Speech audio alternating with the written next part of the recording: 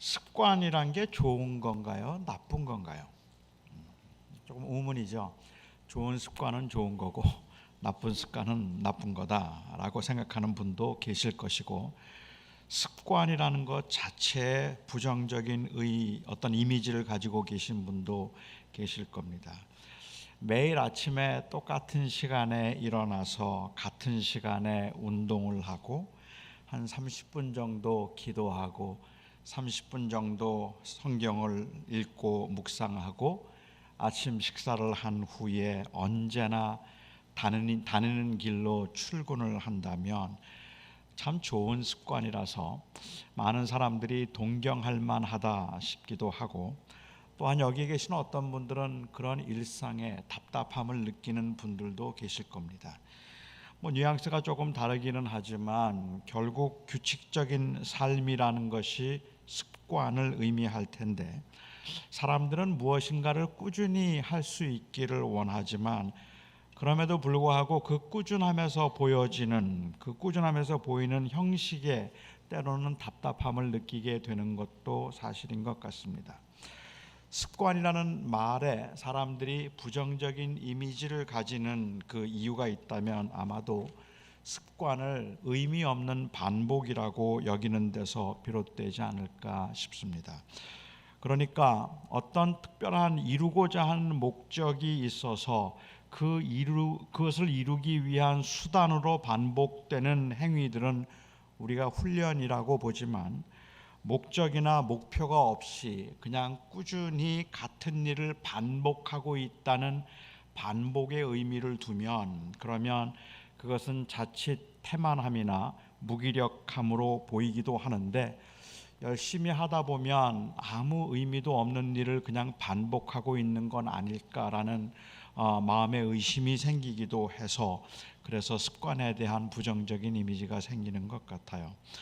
저는 제가 고등학교 2학년 때 주님을 영접하고 그리고 목사가 되겠다고 헌신을 했습니다. 그렇게 목사가 되고 헌신을 하면서 고등학생 때 처음 성경을 읽기 시작했습니다. 하지만 성경을 읽는 게 그렇게 쉬운 일이 아니라서 조금 하다가 그만두고 그리고 본격적으로 제가 성경을 읽기 시작했던 것은 대학생 때였어요. 신앙생활을 잘 해보고 싶기는 했지만 어떻게 시작해야 할지 몰라 하고 있을 때, 어느 집회에서 강사 목사님이 자기는 세상이 두 쪽이 나도 하루에 성경 20장은 꼭 읽는다고 말씀하시더라고요. 그래서 어릴 적부터 지금까지 하루에 성경 20장은 꼭 읽고 잔다는 말에 도전을 받아서 나도 그러면 그렇게 하겠다고 다짐을 했습니다. 그리고 하루에 20장씩 성경을 읽었습니다. 2달 정도 하고 나니까 이제는 성경을 안 읽으면 그날 하루가 좀 불안해졌어요. 그래서 성경을 읽는 것이 익숙해지기는 했는데, 그런데 2달쯤 되었을 때 제 마음속에 상당한 갈등이 생기기 시작했습니다. 물론 그것은 읽기 싫기 때문에 생긴, 읽지 않으려는 합리화일 수도 있겠지만, 억지로 매일 20장을 채우는 제 모습에서 위선이 느껴지는 거예요. 그 20장을 그냥 채워서 읽는다는 게 무슨 의미가 있을까 싶기도 하고, 하루에 20장을 읽기로 했기 때문에 정말 귀찮고 정말 하기 싫은데도 화장실 가서 한두 장 빨리 읽고, 그리고 또 틈만 나면 그냥 한두 장 빨리 채워서 읽고, 자기 전에 몇 장 채워서 마치 이 대충 빨리 20장을 채워야 되겠다는 생각도 그렇고, 20장을 다 채우고 나면 마치 내가 하루에 할 일을 다 한 것 같고 하나님 앞에 경건을 다 완수한 것 같은 그런 느낌들에서 제가 위선감을 느끼기도 했습니다. 제 마음속에 읽었을 때 오는 성취감과 읽지 못했을 때 오는 그 죄책감으로 어떤 상대적인 느낌을 갈등을 좀 느끼기 시작했죠. 매일 성경을 읽는 것 부담과 짐이 되는데도 불구하고 매일 성경을 읽는다는 게 그게 무슨 의미가 있을까? 그러면서 문득 제 안에 의심이 생기기 시작하는 거예요. 정말 20장씩 읽는다고 했던 그 목사님은 진짜 20장 읽을까?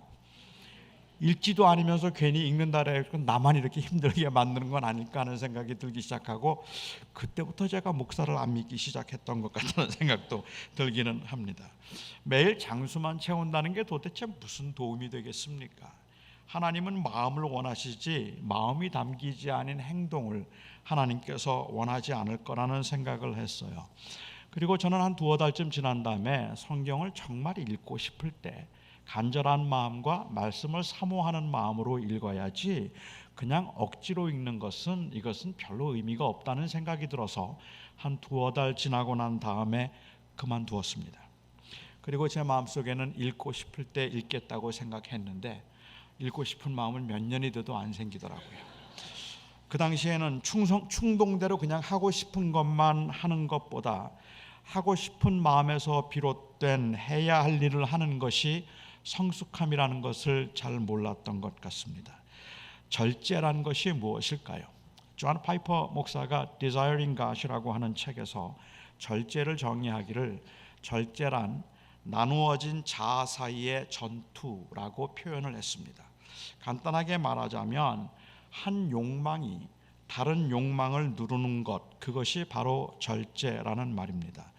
담배를 피우고 싶은 욕망이 강하지만 건강해야 되겠다는 마음에서 담배를 끊어야겠다는 의지가 생기면 그 담배를 피우지 않는 것, 그것이 바로 절제입니다. 왜냐하면 건강하고 싶다는 그 욕망이 더 크기 때문에 그래요. 그 욕망에 의해서 담배를 피우고 싶다는 그 욕망을 누를 수 있을 때 우리는 그것을 절제라고 하죠. 그런데 본인이 정말로 그것을 원하는데 본인의 의지와 상관이 없이 억지로 욕망이 눌리는 경우들도 있습니다. 이런 경우에는 우리가 절제라고 말하지 않고 구속 혹은 억압이라고 말을 합니다. 제가 밤에 과자가 너무 먹고 싶은데 자기 전에 저는 새우깡 한 봉지를 꼭 먹고 잤던 습관이 있으니까, 그래서 밤에 제가 과자가 먹고 싶은데 제 아내가 절제해, 그리고는 과자를 다 감추어 놓아서 제가 그날 밤 씩씩거리면서 잠을 잤다면 우리는 그것을 절제라고 말하지 않고 억압이라고 말합니다. 제 아내는 절제하라고 말했지만 저에게는 과자를 먹으면 안 된다는 그런 욕망이 없었어요. 먹고 싶은 욕망만 있으니까 그거는 억압이죠. 밤에 과자가 먹고 싶기는 한데 아침에 당을 쟀더니 너무 높게 나오는 게 겁이 나오고 살이 찐 것 같아서 내가 좀 건강하기 위해서라면, 건강하고 싶다는 욕망 때문에 제가 먹고 싶은 욕망을 꾹 참고 먹지 않고 잤을 때 우리는 그것을 절제라고 부릅니다. 그러니까 절제라는 것은 단순히 하고 싶은 것을 하지 않는 것이 아니라 하고 싶은 욕망을 또 다른 더 큰 욕망이 누를 수 있을 때 우리는 그것을 절제라고 부르죠. 먹고 싶다는 욕망을 건강하고 싶다는 욕망이 누르면 그것은 건강하고 싶다는 욕망의 관점에서 볼 때는 절제가 되는 것입니다. 하지만 먹고 싶다는 욕망이 더 궁극적이고 더 큰 욕망이라면 먹지 않는 것은 절제가 아니라 혈당 수치가 올라갈 때 심리적 불안함이 싫어서 그냥 잠시 양보한 것이거나 아니면 억압된 것일 뿐입니다. 그러니까 사실 중요한 것은 무엇을 하는가 하지 않는가 보다 무엇을 내가 정말로 원하고 있는가 하는 것이 더 중요하다는 말입니다. 무엇을 원하는가 하는 그 욕망이 중요하죠. 우리의 자녀들을 보면 좋은 대학에 가고 싶다는 욕망이 있습니다. 그런데 이 좋은 대학에 가고 싶다는 이 ultimate desire가, 궁극적인 욕망이 금요일이 되면 나가서 놀고 싶고 TV를 보고 싶고 그리고 좀 더 자고 싶은 그 충동적인 욕망에 의해서 계속해서 도전이 되죠. 그럴 때 내가 대학에 가고 싶다는 궁극적인 욕망이 있는 사람은, 그런 사람은 이 금요일 날 놀고 싶고 나가고 싶고 피곤할 때 자고 싶은 것을 누르는 것이 절제입니다. 하지만 좋은 대학에 가고 싶은 마음이 전혀 없는데 부모가 그것을 강요해서 하지 말라고 말하고 자지 못하게 말하면 그것은 절제가 아닙니다. 그것은 본인에게는 그런 욕망이 없기 때문에 그런 거죠. 그것은 그냥 억압인 겁니다. 성경을 습관적으로 읽어야 하는가? 읽기 싫은데도 읽어야 하는가? 아니면 매일 새벽 기도를 꼭 해야 되는가? 그렇게 기도를 습관적으로 해야 되는가 하는가의 문제의 답은 사실은 무엇이 궁극적인 욕망인가에 의해서 결정되는 겁니다. 하나님의 말씀을 정말 알고 싶다는 그 욕망이 그 안에 있다면, 그렇다면 성경을 읽기 시작하더라도 사실은 중간중간에 읽고 싶지 않을 때가 생겨요. 충동적인 욕망은 자고 싶고 그냥 오늘은 쉬고 싶은 욕망이 생기지만, 그걸 누를 수 있는 더 궁극적인 욕망, 하나님의 말씀을 알고 싶다는 것, 하나님과 교제하고 싶다는 그 욕망이 그 안에 있을 때 우리는 비로소 절제라는 말을 사용하는 거죠.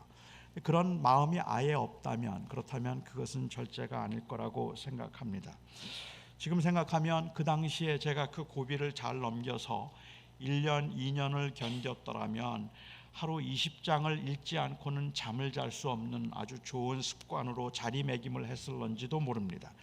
아니, 어쩌면 그 반대로 주님과 동행하겠다는 열망보다는 그냥 책임 완수를 통해 내 임무를 완성하겠다는 그러한 내 의를 드러내려는 열정에 사로잡히게 되었을런지도 모르고, 그래서 그냥 열정이 없었더라면 아마도 그냥 하나의 습관, 하지 않으면 이제 불편해지는 습관으로 자리매김했을지도 모르겠다는 생각이 들기는 해요. 어느 분이 처음 교회에 발을 들여놓은 후에 교회를 다니기 시작해서 30년 동안 똑같은 자리에서 똑같은 시간에 한 주도 빠지지 않고 예배를 했습니다. 그 신실함, 30년 동안 한 주도 빠지지 않고 같은 자리에서 예배하는 그 한결같음이 감격스러워서 어떻게 그렇게 30년 동안을 한결같이 예배를 할 수 있었느냐고 목사님이 물었답니다. 그러자 그분이 대답하기를, 갈 데도 없고 오라는 데도 없는 데다 다니다가 안 다니면 그냥 마음이 불편해서 차라리 교회 오는 게 마음이 편해서 그냥 가자 하고 다닌 게 벌써 30년 됐습니다. 그렇게 말씀을 하시더랍니다. 그 의도나 아니면 원함이 그 안에 없으면 사실은 성실함은 융통성 없음을 의미할 뿐입니다. 그것은 아무 융통성이 없음을 의미하고, 꾸준함은 의미 없는 반복을 의미할 뿐입니다. 반면에 사람이 궁극적인 원함이나 의지가 아닌 즉흥적인 원함과 순간적인 마음만을 따라서 살아간다면, 그러면 꾸준한 반복만으로만 가능해지는 그 훈련의 과정이 없기 때문에 그 사람에게서 변화와 또한 발전의 가능성을 보기는 어렵습니다. 파스칼이 습관은 제2의 이 천성으로 제1의 천성을 파괴한다고 말한 것처럼, 정말 변화와 발전을 원한다면 지속적인 반복은 좋은 습관을 만들어낼 수 있습니다. 하지만 지속적인 반복으로 인한 습관 자체에 별로 의미가 없는 것이라면 우리는 우리 안에 궁극적인 원함이 무엇인가를 지속적으로 확인해야 할 필요가 있습니다. 그 원함에 대한 확인이 없으면 자칫 우리는 그냥 습관적인 행동을 반복하는 것에서 의미를 찾으려고 하거나, 거기에서 그 성취감에서 내 의의를 찾으려고 하는 그러한 가능성이 보이기 때문에 그래요. 궁극적인 원함과 습관의 관계를 어쩌면 아주 잘 보여주는 사건이 있다면 오늘 본문의 사건이 아닐까 싶습니다. 우리가 아는 것처럼 다니엘은 정말로 유능하고 성실한 사람이었습니다. 그 유능함과 그리고 그 성실함 때문에 그는 나이도 많은 유대인이었고, 이전 정권인 바벨론에서 정치를 했던 그러한 바벨론에 충성했다는 열악한 조건에 있었음에도 불구하고 정권이 바뀌고 난 후에 메대 왕국의 3정승에 오르게 됩니다.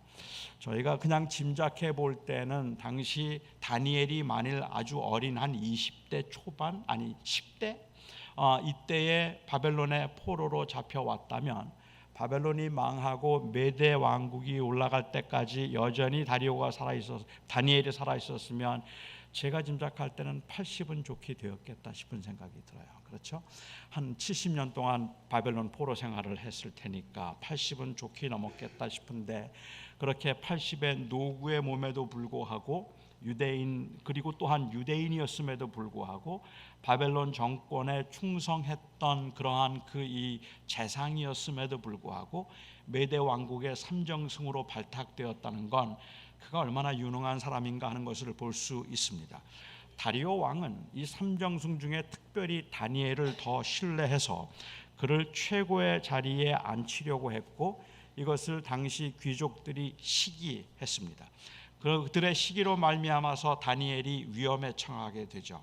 다니엘에게는 사실 그래서 그를 좀 흠잡기 위해서 이런저런 모양으로 그의 뒤를 캤는데 다니엘에게는 행정적으로든 재정적으로든 어떤 흠도 찾을 수가 없었습니다. 그러자 그들은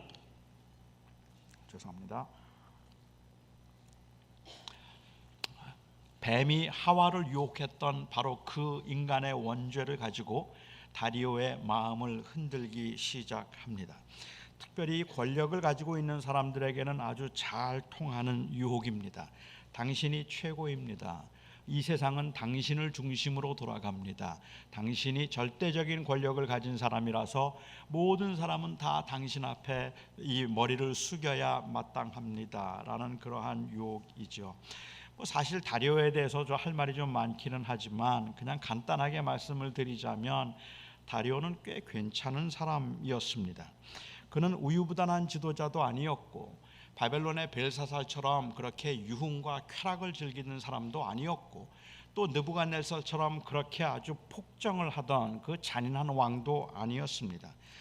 그는 자기의 세력을 구축하려고 하기보다는 인재를 양성해서 나라를 잘 세우는데 더 관심이 있었기 때문에 그 노구의 다니엘에게도 이 또한 이 일을 줄 수 있었던 것이죠.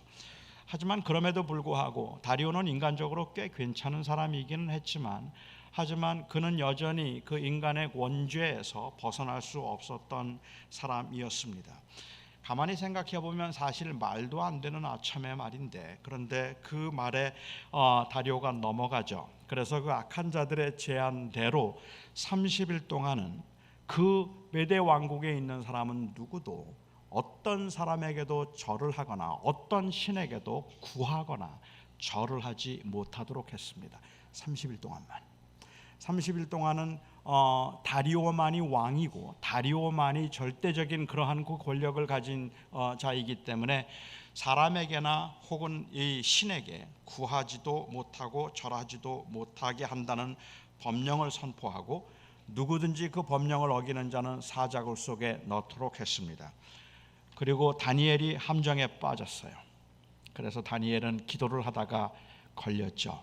그가 함정에 빠졌을 때 다리오가 다니엘을 찾아가서 너무 안타까운 마음으로 사실은 다니엘을 너무 총애했기 때문에 그를 살리고 싶은 간절한 마음이 있어서 안타까워서 다니엘을 찾아갑니다. 여러분, 다니엘이 여호와 하나님을 섬기고 있다는 것을 다리오가 몰랐을 리가 없습니다. 알고 있었어요. 그는 알고 있음에도 불구하고 그 법령을 만들었고 그 법령에 다니엘이 걸렸을 때 그는 유흥을 멈추고 그리고 이 술을 금하고 그가 정말로 안타까운 마음으로 그를 살려보기 위해서 밤새도록 저녁 늦게까지 결정을 내리지 못하다가 마침내 그 법령을 어길 수 없기 때문에 결국은 그를 이 감옥에 사자굴 속에 넣게 되죠. 그렇게 사자굴 속에 던져 넣으면서 다리오가 다니엘을 찾아가서 했던 말이 재미있습니다. 네가 섬기는 네 하나님이, 네가 항상 섬기는 너의 하나님이 너를 구원하시리라. 아침이 되어서 이 다니엘을 사자굴 속에 집어넣고 그리고 아침이 되었을 때 다리오는 새벽이 동이 밝자마자 사자굴을 찾아갑니다. 그리고 그 사자굴에 있는 다니엘에게 묻죠. 네가 항상 섬기는 네 하나님이 너를 구원하였느냐. 다리오는 어찌 생각하면 꽤 믿음이 좋은 사람인 것처럼 보이지만 이게 좀 우습잖아요. 자기가 다니엘을 감옥에 사자굴 속에 집어던져 놓고 자기가 건질 수도 있는데도 불구하고 그런데도 네 하나님이 항상 너를 건져 주시리라, 내가 항상 섬기는 너의 하나님이 너를 구원하시리라. 자기가 그를 사자굴 속에 넣고 자기가 그를 건질 수 있는 권력이 있음에도 불구하고 이런 말을 하는 게 우습지만 결국은 자기가 주인이 되어서 살고자 하는 사람들이 경험하는 딜레마는 바로 여기에 있다고 생각을 합니다. 그에게 있어서 다니엘을 사자굴 속에 넣는 것은 안타깝고 아주 아쉬운 불가항력적이고 진퇴양난의 그 상황에서 결정이 어려운 일이었습니다. 하지만 그가 불가항력적인 일이고 그리고 또한 결정을 내리기 어렵다고 생각하는 진퇴양난의 문제였다고 생각하는 이유가 있다면 그는 여전히 왕으로서 자기의 권력을 지키고 싶다는 바로 그 마음 때문에 비롯된 것이지, 그가 진정으로 하나님 앞에 하나님을 신뢰하겠다고 그런 마음이 그에게 있었더라면, 다니엘과 같은 그러한 신앙의 고백이 있었더라면 그는 다니엘을 살릴 수 있었습니다. 그런데 그는 다니엘을 살릴 수 없었습니다. 이거는 굉장히 난처한 문제였습니다. 왜요? 여전히 그는 그 인생의 주인이 자기였기 때문에 그렇습니다. 많은 사람들이 살아가면서 하나님이 인도해 주실 거야, 우리 하나님이 지켜주실 거야, 하나님께서 붙들어 주시겠지라고 생각하면서 하나님께 맡긴다고 말을 하고, 그리고 사실은 악의 길을 택하면서도, 하나님이 기뻐하지 않는 일을 택하면서도 하나님이 지켜주시기를 바란다는 말은 굉장히 신앙적인 사람인 것처럼 보이지만 사실은 신앙을 이 가장한 자기 합리화에 불과하다는 말입니다. 그때는 결정을 내리고 결단을 내릴 수 있는 상황이었어야 되지 않겠습니까? 저는 요셉의 경우도 마찬가지였다고 생각해요. 요셉을 보디발의 아내가 유혹을 했습니다. 사람들은 이 보디발의 아내가 요셉을 유혹한 이 사건을 요셉이 성적으로 유혹을 받고 그 성적인 유혹을 어떻게 요셉이 이겼는가 그리고 극복했는가 하는 관점에서 이 구절을 이해하려고 하는 경우들이 종종 있는 것 같아요. 그런데 저는 요셉에게 있어서 이 문제는 성적 유혹의 문제가 아니었다고 생각합니다. 보디발의 아내가 성적으로 그를 유혹했다고 할지라도 그래서 요셉이 보디발의 아내에게 성적인 유혹을 느꼈던 것은 아니었겠다 싶기 때문에 그렇습니다. 그에게는 이 문제는 성적인 유혹의 문제가 아니라고 저는 생각해요. 사실은 이 요셉을 많은 여인들이 흠모하고 좋아했던 것은 사실입니다.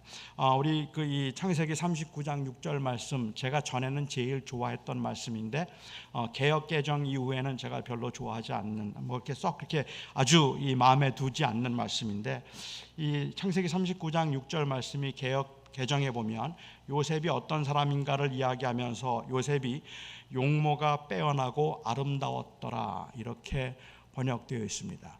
용모가 빼어나고 아름다웠더라. 그런데 옛날 개정 성경을 보면 그 39장 6절이 요셉을 이야기하면서 요셉이 용모가 준수하고 아담하였더라 라고 되어 있습니다.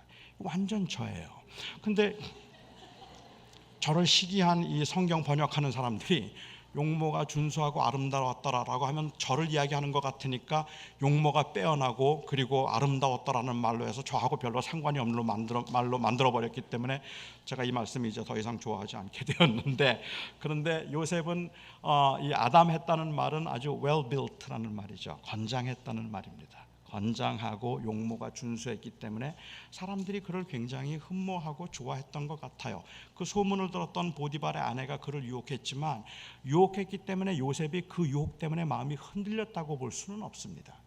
그런데 요셉이 지금 경험하고 있는 이 시험은 단순히 성적인 유혹이 아니라 생사의 문제입니다. 이 문제는 그 보디발의 아내가 유혹하는 순간부터 요셉은 죽은 겁니다. 그건 거절해도 죽고 받아들여도 죽습니다. 그 보디발의 아내의 유혹을 받아들이면 그래도 죽죠. 그리고 거절해도 죽죠. 자, 이게 어떻게 하면 살 수 있을까? 어떻게 하면 살아날 수 있을까를 만약에 생각하고 이 보디발의 아내의 유혹을 내가 계속해서 유혹하는데 물리쳐야 되지? 아니면은 내가 이것을 받아들여야 되지? 어떻게 하는 게 더 나을까? 머릿속으로 생각해보고 이성적으로 계산해보고 아무리 생각해도 그냥 이 보디발의 아내의 유혹을 일단은 받아들이고 일단은 이 위기를 모면하는 게 좋겠다, 이런 합리적인 가능성들을 다 생각할 수 있을 거라고 저는 생각해요. 그런데 정말로 난감한 상황이 되었어요. 그 유혹이 다가오는 그 순간부터 이거는 진퇴양난의 문제입니다. 뭘 해도 죽습니다. 그런데 요셉은 뭘 해도 죽을 각오를 하고 그가 그것을 결정하는 데 있어서의 기준은 무엇인가 하면 나의 하나님이 허락하지 않으셨다는 것과 하나님 앞에 범죄할 수 없다는 사실이었습니다. 어떻게 내가 하나님 앞에 범죄할 수 있겠습니까? 그리고 내 주인에게 어떻게 내가 범죄할 수 있겠습니까? 그게 그 결정을 하게 만드는 기준이었습니다. 우리가 살아가면서 진퇴양난이다, 이거는 참 이러지도 못하고 저러지도 못하겠나라고 생각하는 그 배경에는 어쩌면 여전히 우리가 이 땅에서 조금 어떻게 하면 조금 더 편하게 살면서도 양심에 덜 거슬릴 수 있을까라는 것을 생각하기 때문에 그런 것이지, 하나님의 말씀대로 살겠다는 다짐이 있다면 아마 많은 경우에 우리는 뭘 해야 되는지를 알 것 같아요. 우리가 원하는 건 하나님의 말씀대로 살면서도 고생을 덜하는, 아니면 희생하지 않는 그게 뭐가 있을까? 그것을 생각하고 있는 거죠. 그러니까 전적으로 우리의 기준이 어디에 있는가에 달라질 거라는 생각을 합니다. 그런 의미에서 다리오의 경우는 아주 지극히 괜찮은 사람인 것처럼 보이지만 여전히 그 자신이 주인으로서 자기의 영광과 그 자기의 그 권력을 누리려고 하는 그 패러다임에서 벗어나지 못하고 있었다고 보는 게 맞을 것 같아요. 그렇다면 다니엘은 어떻습니까? 다니엘을 시기하는 사람들이 말도 안 되는 법을 제정해서 그래서 다니엘을 붙잡으려 했던 그 동기가 그의 하나님 여호와를 섬기는 것을 그 원수들이 알았기 때문에 그런 겁니다. 물론 그들이 다니엘이 날마다 기도한다는 것을 알았던 것 같지는 않아요. 오늘 본문에서도 보면 그들이 다니엘이 기도하는 것을 발견했다고 하는 걸 보면 이는 여호와 하나님을 섬기는 자이기 때문에 어떤 모양으로든지 흠을 잡을 수 있을 거라는 생각을 했을 것 같습니다. 그냥 기도하는 걸 알고 이런 법령을 만든다면 이거는 제가 생각할 때는 어찌 생각하면 좀 너무 무모하다는 생각이 들어요. 왜냐하면 일반적으로 사람들이 생각하기엔 그렇잖아요. 매일 기도하는 사람이에요. 그래서 저 사람 기도하는 거 보고 내가 저 사람을 잡자라고 만들어서 이 무시무시한 법령을 아주 힘들게 만들었다면 보통 상식적으로 생각하면요, 그런 법령이 내리고 나면 사람들 기도 안 합니다. 기도를 안 하거나 아니면 기도 시간을 바꾸죠. 혹은 몰래 하죠. 그걸 굳이 사람들이 보는 데서 할 이유가 없잖아요. 그 기도하는 것으로 잡기는 어려웠을 거라고 생각을 해요. 기도는 얼마든지 은밀하게 할 수 있었으니까요. 아마도 그들은 이 법령을 제정하고 난 다음에 다니엘을 주목했을 겁니다. 뭔가 흠이 있을까? 뭐가 문제가 될까? 다리오도 인정하고 있던 그 다니엘의 신앙과 그리고 종교성에서 어떤 흠이라도 잡을 수 있을 거라고 생각을 해서 그들은 다니엘을 관찰했는데 놀랍게도 그들은 다니엘이 기도하는 모습을 발견했습니다.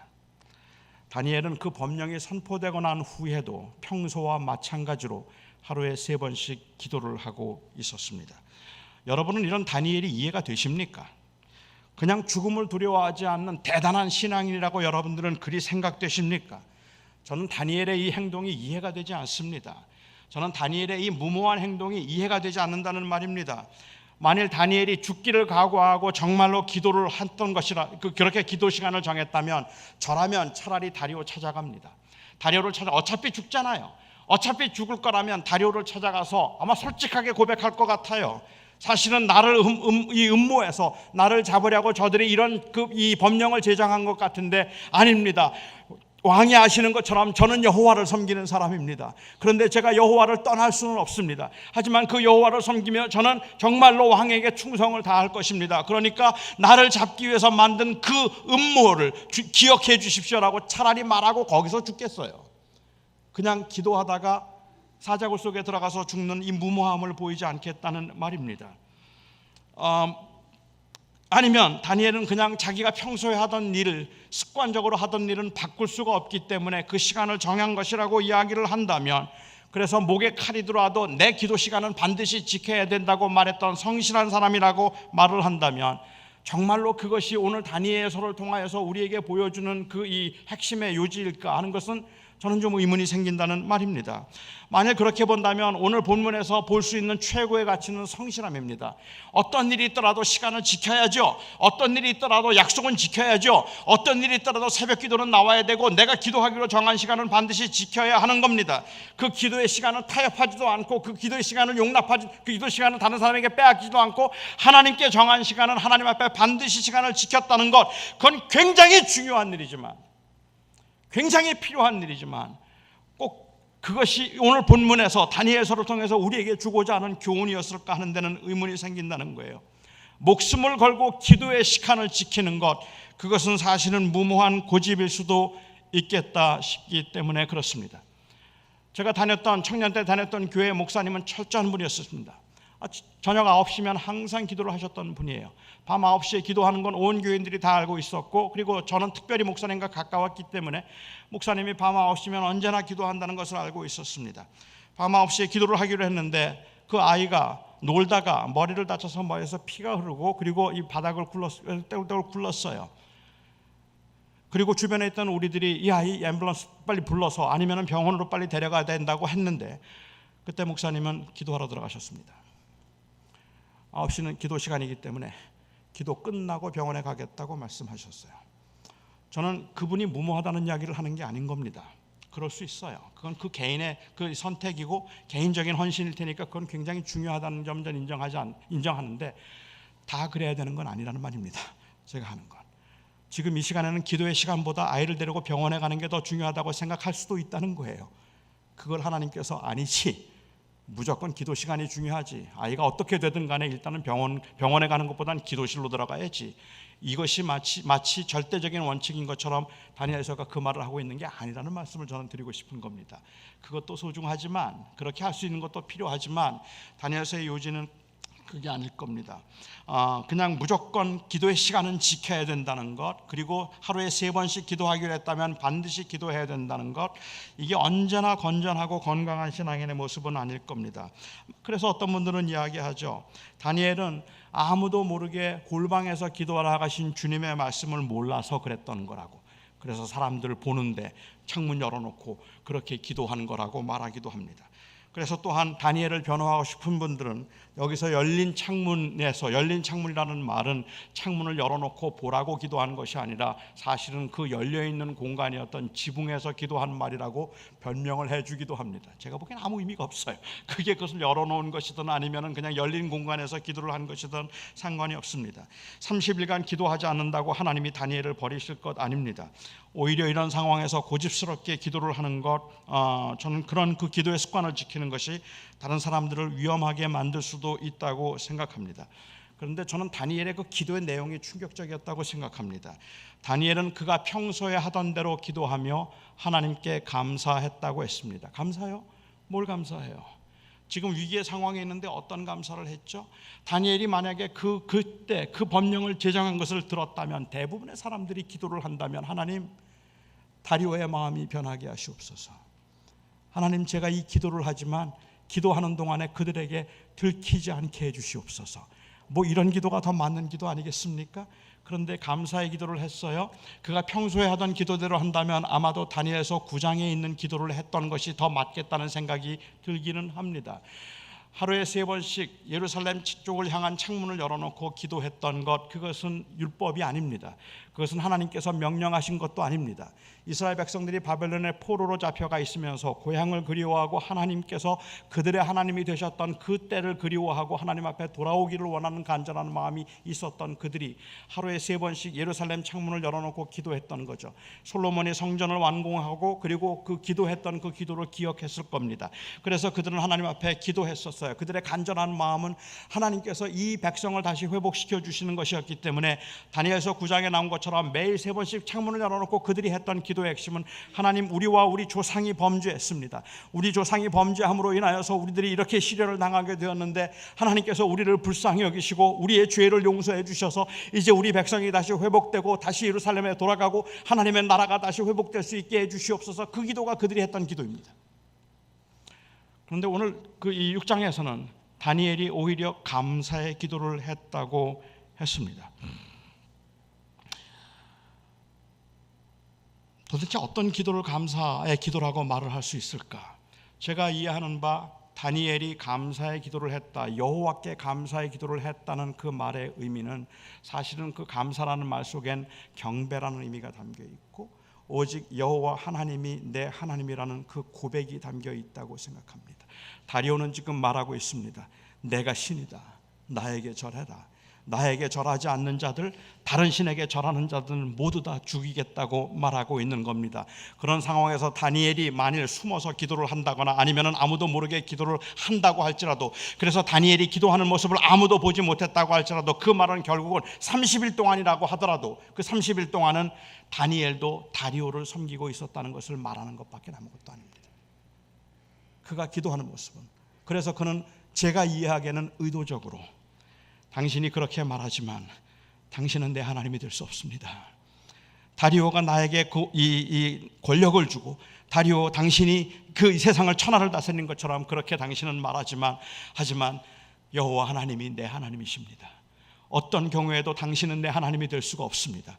그래서 그는 그 감옥에서 그는 그래서 그 이 위기의 상황에서 오히려 그는 마음을 정하고 하나님 앞에 기도했단 말이에요.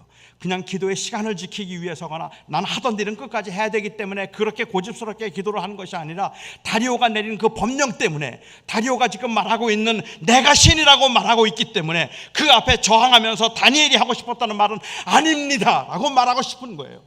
내 하나님은 당신이 아닙니다. 여호와가 내 하나님입니다. 이 고백을 하고 싶었기 때문에 그는 기도했죠. 지금 다니엘 앞에 놓인 문제는 기도의 문제가 아니라 고백의 문제입니다. 지금 다니엘 앞에 놓인 문제는 습관적인 행위의 문제가 아니라 목숨을 건 고백의 문제입니다.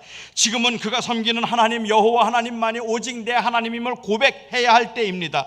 그래서 이 사건은 마치 느부갓네살 왕이 금신상을 만들어 놓고 그 앞에 절을 하라고 말했을 때 절을 하지 않고 용광로 속에 들어갔던 다니엘의 친구들 사드락과 메삭과 아벳느고가 했던 그 고백과 똑같은 고백이라고 저는 생각해요. 그러니까는 그들도 나는 그 앞에 절할 수 없습니다라고 말하고 피할 수도 있겠죠. 마음으로는 생각하면서 아니 그냥 절은 이렇게 하지만 실제로 너는 당신은 내 하나님이 아닙니다라고 말할 수도 있겠죠. 하지만 그들은 그 현장에서 사드락과 메삭과 아벳느고는 여호와 하나님만이 내 하나님이시고 다른 어떤 신도 나의 신이 될 수 없다는 것을 고백해야 했단 말입니다.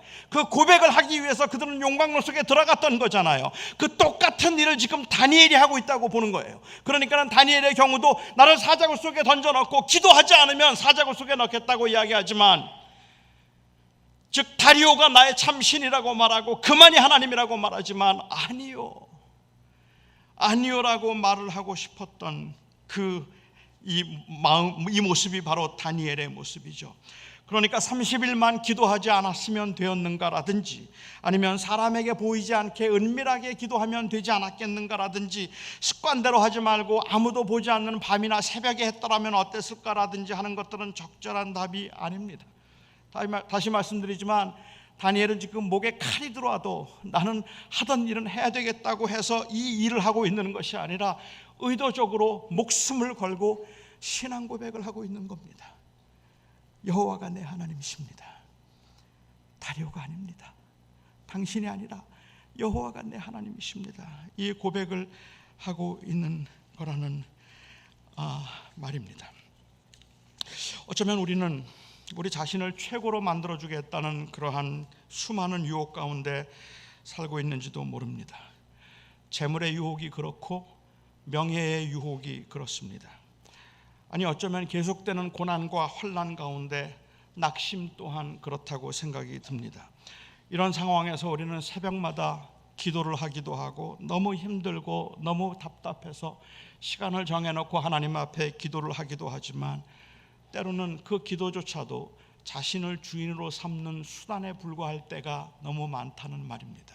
우리는 그렇게 새벽마다 하나님 앞에서 기도하면서 그 기도하는 그 기도의 내용이 하나님 앞에 모든 것을 달라고, 나의 부족함과 연약함을 도와달라고, 지켜달라고 그렇게 고백을 하는데, 그 고백을 통하여서 결국은 내가 그렇게 하나님 앞에 와서 하나님 날 좀 살려주세요라고 말하고 있는 그 이유는 내 삶을 주관하는 분은 돈이 아니라 바로 하나님이시기 때문에, 하나님의 도움만이 나를 살릴 수 있기 때문에 하나님께 구하는 그 하나님을 의지하는 행위이면 괜찮겠는데, 실제로 섬기는 신은 돈이에요. 그리고 그 돈을 잘 섬기고 그 돈을 잘 유지하기 위해서 하나님은 그냥 그 돈을 얻어낼 수 있는 수단에 불과할 그러한 경우들이 너무 많다는 말입니다.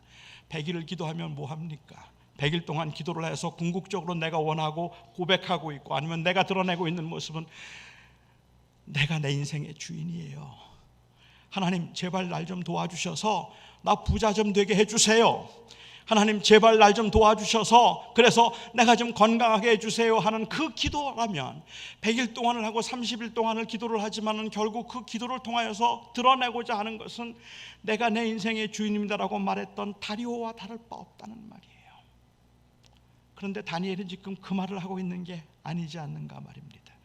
오히려 다니엘이 지금 말하고 있는 것은 유혹이 많지만, 정말로 돈 때문에 힘들고 버겁지만, 건강 때문에 매일매일 불안하고 매일매일 안타깝지만, 그래서 하나님 앞에 부르짖고 매달려 기도하는 그 이유가 있다면, 그것은 내 인생의 주인은 여호와이기 때문에 그런 거예요. 내 인생의 주인은 하나님이시기 때문에 그 하나님을 붙들려는 몸부림이라는 말입니다.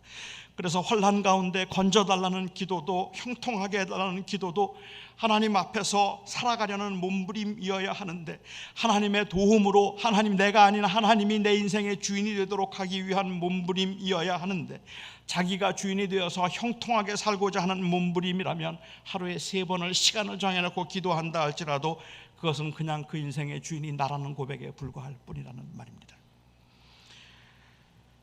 우리가 원하는 것은 하나님의 원하심을 따라 살겠다는 그러한 간절한 열망입니다.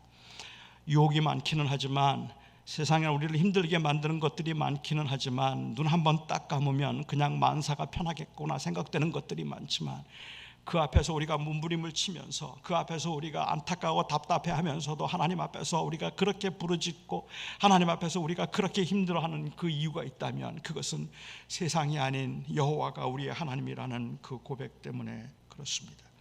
다니엘의 기도는 다리오의 선언과 대조를 이루고 있다고 저는 생각합니다. 다리오는 나 말고 다른 신에게 절하지 말라. 그리고 다니엘은 아니요, 나는 내 여호와 하나님께 기도하지 않을 수 없습니다. 결국은 그 고백을 다니엘이 하고 있다고 생각합니다. 노구의 몸으로 무릎을 꿇고 예루살렘 쪽으로 열린 문 앞에서 감사의 기도를 하고 있는 이 다니엘이 제게는 말할 수 없이 고맙고 감동스러운 이유는 그냥 60년 동안을 계속했겠다 싶은 그 성실함 때문도 아니고, 타협할 줄 모르는 기도의 사람이었다는 것 때문에 그런 것도 아니고, 저처럼 많은 유혹 가운데서 날마다 매일 흔들리면서 이건 아닌데 생각하며 살아가는 저와 같은 사람들에게 정말로 용기를 주는 그 담대한 신앙의 고백 때문에 그렇단 말입니다. 그래서 그 다니엘처럼 정말 하나님, 세상에 많은 유혹이 있어요. 세상에 나를 힘들게 만든 것들이 너무 많지만, 내가 예수 그리스도를 만난 이후에 예수님만이 내 인생의 주인이십니다. 나는 그분을 떠나서 살지는 않을 겁니다. 어떤 쾌락과 어떤 명예와 어떤 부귀를 누가 약속한다고 할지라도 나는 여호와 하나님을 떠나서 살지는 않을 겁니다라는 그 고백을 다니엘을 통해서 배울 수 있기 때문에 다니엘의 모습이 고맙다는 말입니다. 그냥 60년을 한결같이 지켰던 성실함 귀하죠. 아름답죠. 매일마다 새벽을 지키는 그 시간, 그거 너무 귀하지 않아요? 너무 아름답고 저는 그것도 부러운 일이지만, 그것을 통하여서 그가 하고 싶었던 그 말이 부럽단 말이에요. 얼마나 힘든지를 알기 때문에, 얼마나 많은 유혹이 있는지를 알기 때문에, 그래도 하나님만 내 하나님이세요, 이 고백이 너무 부럽고 고맙다는 말입니다. 여기에 계신 분들 중에도 힘든 분들 많아요. 정말로 내 인생을 헛살았다 싶을 만큼이나 이게 다야? 이게 뭐 이런 거야? 라고 생각할 만큼 어쩌면은 그냥 이 남은 인생이 좀 고달프다는 생각이 드는 분들도 계실지도 모르겠고, 미국 와서 20년, 30년, 40년 정말 버겁게 살았는데, 그런데 이게 다인가 하는 생각이 들 때도 있고, 나름대로는 열심히 살았다고 했는데도 더 잘된 사람들, 더 성공하고 더 출세한 사람들 앞에만 서면 그냥 초라해지고 기가 죽는 사람들도 있을 거라고 저는 생각해요. 그런데도 불구하고 그 연약함과 그리고 또한 그 피곤한 가운데 우리가 살아가고 있음에도 불구하고 우리가 이 자리에서 우리가 회복하고 싶은 것이 있다면, 그래도 하나님, 편안함도 건강도 재물도 내 하나님이 아닙니다. 여호와 하나님, 예수만 내 하나님입니다. 이 고백이 우리 안에 살아있다면 저는 그게 굉장히 고맙다는 말입니다. 사실은 그래서 이 다니엘의 경우에 있어서는 하나님께서 기도를 들어주셔서 그 환난을 면케하신 것이 아니라 기도 때문에 사자굴 속에 들어가게 되었지만, 다니엘에게 중요한 것은 내가 사자굴 속에 들어가는가, 사자굴 속에서 건짐을 받는가, 나는 비록 사자굴 속에 들어가지만 하나님께서 사자의 입을 막으셔서 나는 절대로 해하게 되지 않을 거야, 뭐 이런 생각을 하고 그가 들어갔더라면, 다니엘이 그 사자굴 속에 들어가서 했던 기도는 하나님 절 좀 살려주세요 일 겁니다. 그런데 성경은 다니엘은 그곳에서 감사했다고 했습니다. 여호와께 감사했다. 다리오에게 감사하는 것이 아니라 여호와께 감사했다. 그의 생명의 주인은 바로 여호와라는 고백입니다. 그래서 그는 위기의 순간에도 기도를 멈출 수 없었습니다. 그 고백 때문에. 이 자리에는 참 많은 다양한 사람들이 있지만 또 지난 일주일 동안에 경험하고 또 일주일 동안에 겪은 일들이 다 다르겠지만 이 자리에 함께 모인 그 예수 그리스도의 공동체로서 우리가 가지고 있는 동일한 고백, 진실한 고백이 있습니다. 나의 성공과 실패에도, 나의 형통과 환난에도, 그 어떤 경우에도 여호와만 나의 하나님이십니다. 이 고백이 우리에게 함께 있습니다. 우리의 기도를 가능하게 만들고 우리의 기도를 절실하게 만드는 것은 바로 이 고백입니다. 다니엘의 기도는 목숨을 걸고 정한 시간에 기도를 한 성실함과 꾸준함 때문에 아니라 위기 가운데서 구원을 받았음을 보여주는 패턴 때문에 그러는 것이 아니라 어떤 상황에서도 주되심을 인정하고 그리고 하나님을 경험한 신앙적 고백, 그 진실함을 보여주기 때문에 저는 이것이 아름답다는 생각을 합니다. 한국교회 요즘에 문제가 많습니다. 한국교회 문제가 많은데 세속 문제로 시끄럽고 교회 부정, 불의, 목회자들의 그 타락으로 인하여서 교회가 굉장히 많이 시끄럽습니다. 제가 몇 년 전에 어떤 분에게 들은 이야기인데 교회가 그렇게 시끄럽고 사람들 세간에서 세습했다고 말 많이 하지만 눈 딱 감고 귀 막고 1년만 참아. 그러면 평생이 편해. 사람들은 다 잊어버리게 되어 있어. 지금 뭐라고 말하든지 눈 딱 감고 귀 막고 1년만 못 들은 척 가만히 있으면 평생이 편해. 근데 그 말은 너무 맞는 말이거든요. 너무 맞는 말이라서 지금 좀 힘들기는 하지만 양심에 걸림이 있긴 하지만 눈 딱 감고 그냥 먹어. 그냥 가져. 사람들은 다 잊어버리고 그러면 평생이 편하잖아. 사람들은 그렇게 생각하면서 살 수도 있어요. 다니엘도 그럴 수도 있었을 것 같아요. 그냥 눈 딱 감고 30일이에요 겨우. 30일만 기도하지 않으면 그러면 내 평생이 편할 수 있는 겁니다.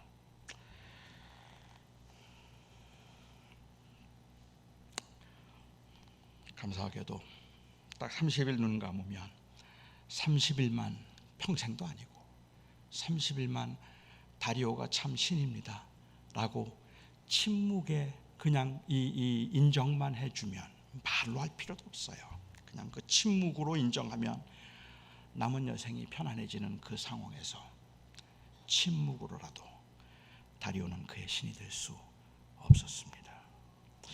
어쩌면 우리가 사무치게 그리워하는 게 바로 이런 모습이겠다 싶은 생각이 들어요.